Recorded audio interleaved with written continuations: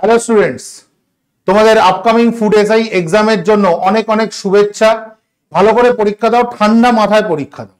Actually আমি তোমাদেরকে বেশি কিচ্ছু বলবো না, শুধু কতগুলো জায়গা একটু বলে দেবো।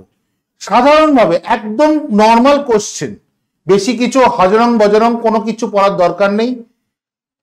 সাধারণভাবে যে চ্যাপ্টারগুলো খুব গুরুত্বপূর্ণ, যেমন নদী সবচেয়ে আগে পড়বে ভালো করে, ভারত এবং পশ্চিমবঙ্গ দুয়েরই নদী, তার সাথে সাথে ভূপ্রকৃতি ভারত এবং পশ্চিমবঙ্গ উভয়েরই, এর সাথে সাথে ইন্ডাস্ট্রি, সয়েল বা এগ্রিকালচার, এই চ্যাপ্টারগুলো কিন্তু প্রচন্ড গুরুত্বপূর্ণ। কি কি বললাম?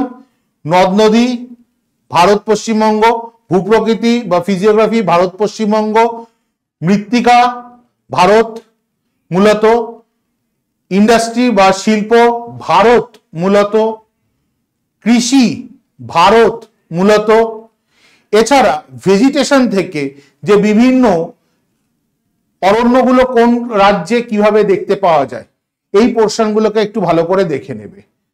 ফুডের প্রশ্ন, সেই জন্য এগ্রিকালচারের উপর কিন্তু একটু জোর দিয়ে পড়বে। বিভিন্ন যে এগ্রিকালচারাল যে রেভলিউশন গুলো রয়েছে, কৃষি বিপ্লব গুলো, যেমন গ্রিন রেভলিউশন, হোয়াইট রেভলিউশন, এই রেভলিউশন গুলোকে ভালো করে দেখবে, কত সালে হয়েছে, কিভাবে হয়েছে। তার সাথে সাথে যখন নদীগুলো পড়ছো, তার সাথে সাথে মাল্টিপারপাস প্রজেক্ট বা বহুমুখী নদী পরিকল্পনাগুলো, এইখান থেকে কিন্তু প্রশ্ন দেওয়ার একটা ভালো প্রবণতা এই পরীক্ষাগুলোয় কিন্তু থাকে।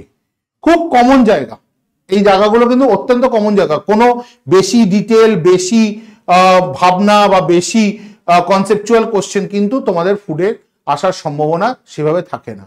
কিন্তু টু দ্য পয়েন্টের যে পড়াগুলো তোমরা পড়েছো, সেগুলো ভালো করে দেখে যাবে।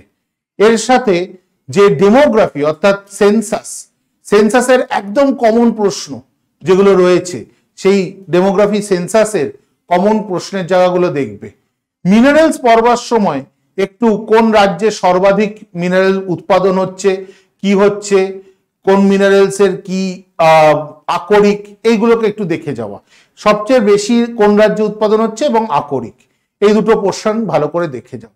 আর একদম নতুন যে ধরো হচ্ছে, যেমন তোমরা জানো যে মুম্বাইয়ে যে রাস্তা উদ্বোধন ঘটলো, যেটা সবচেয়ে বড় ভারতের এখন সমুদ্রের উপর দিয়ে ব্রিজ, এই ধরনের যে ট্রান্সপোর্ট রিলেটেড নতুন যে ডেটাগুলো, সেই ট্রান্সপোর্ট রিলেটেড নতুন ডেটার পোর্শনগুলোকে ভালো করে কিন্তু দেখবে। খুব বেশি এর চেয়ে বেশি পড়াশোনা পড়ার ভূগোলের দরকার ব্যাপার নেই। কিন্তু আর একটা জায়গা, সেটা হচ্ছে কিছু প্রাকৃতিক ভূগোলের অংশ। কারণ এই পরীক্ষায় কিন্তু শুধু ভারত এবং পশ্চিমবঙ্গ রয়েছে তাই নয়, তার সাথে কিন্তু প্রাকৃতিক ভূগোল অর্থাৎ ক্লাস 8, 9, 10 স্ট্যান্ডার্ডের যে ভূগোলের আমরা পড়াশুনো করেছি, সেইগুলো কিন্তু এখানে দেবার সম্ভাবনা যথেষ্ট রয়েছে।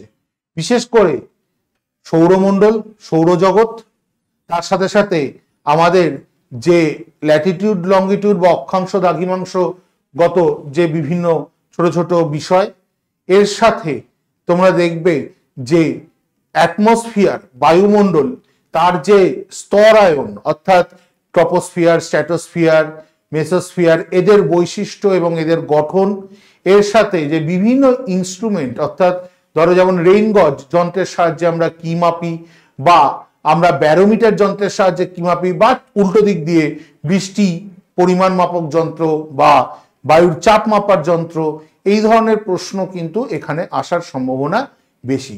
সুতরাং খুব সহজভাবে, খুব সাধারণভাবে নিজেদেরকে প্রিপেয়ার করো। কোশ্চেন খুব বেশি কিছু হবে না, যা স্বাভাবিক সেই রকম জায়গা থেকেই প্রশ্ন আসবে। কনফিডেন্স রাখবে, ওভার কনফিডেন্ট হবে না, অর্থাৎ আমি পারবো, এটা মূলত আমি পারবো এটা নয়। সুতরাং আমি পারবো এই মানসিকতা নিয়ে পরীক্ষা হলে যাবে।